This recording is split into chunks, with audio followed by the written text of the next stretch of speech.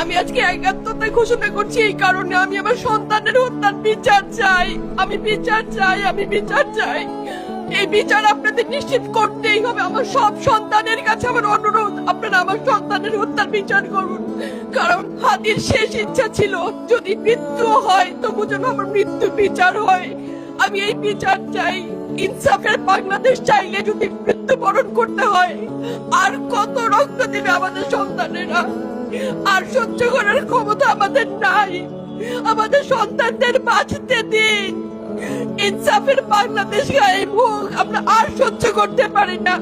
প্রশাসনের কাছে, সবার কাছে একটাই মাত্র অনুরোধ, আমাদের বাচ্চাদের বাঁচতে দিন, আমাদের ইনসাফের বাংলাদেশ দিন।